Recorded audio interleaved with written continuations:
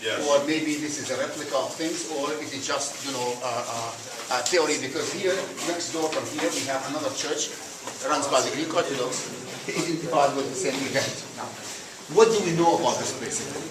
We know, first of all, Jesus from John chapter 2, he was invited to a wedding, took place in Cana, and Mary, she was with him, and it seemed to be they were not far away from each other, all right, even though that the man and the woman should supposed to be in separate areas, but it seemed to be that the Virgin Mary, she heard the servants talking about no wine left, so she came to Jesus asking, do something, and he simply said, he did not say no. He said, why? It's not my time, which means it's not my business, in other words.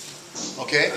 And Mary, she basically pushed him harder, by saying to the servants, do whatever he tells you. This is why I call this place the place of the obedience.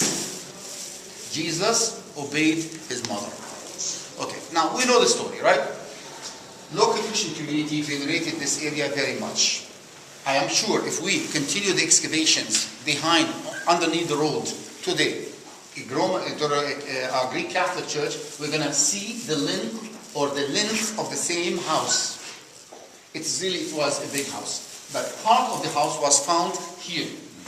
Now, how do we know that this is really the house? Why not another house? Because here we found, look what we found. We found a mosaic floor dated to the 2nd century after Christ with Aramaic inscription in it. The Aramaic language, again, was the used language from Jesus' time. And this place was, in the inscription was written, this place is used for prayers only. Now, why did the Jewish Christians, they will use this place for prayer only? Because this place became later on as a synagogue for the Jewish community who were here in Cana, and also out of them, Nathanael was picked to be Jesus' son. This area where we are was not open until 1995. 1995, okay, so the Franciscans, they closed the place for 4 years, and they start digging underneath the church, and what they found? They found the foundation of a church. It seemed to be that the new church on top built exactly on the same line of the previous one. See this semicircle, and you're going to see the walls upstairs. Okay, here we found, where you are, we found a cistern. This is basically, if you look at the walls, they are really flat, straight, clean. This is like a corner of a cistern. We are within the cistern. Now, why this cistern is important? Because what the Bible tells us, Jesus said to the servants, go, draw water, and fill the jars. There were 6 stone jars. Each one can take between 20 to 30 gallons. This is the type of jars. Those are the stone jars.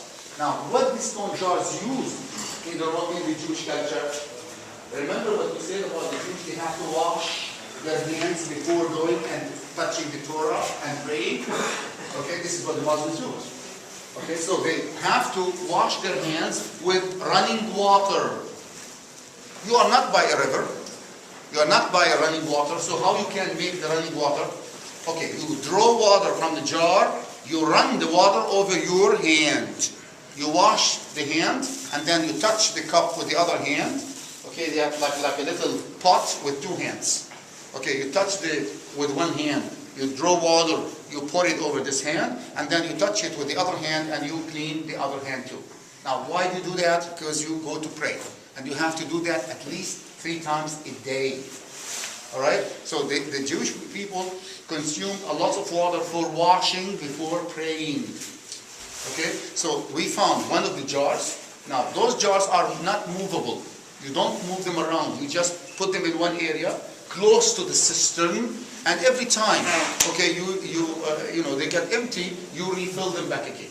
So this is where we found the cistern, and the inside to the left, I'm going to take you upstairs to show you the remains of the house, which is really entirely dated to Jesus' time.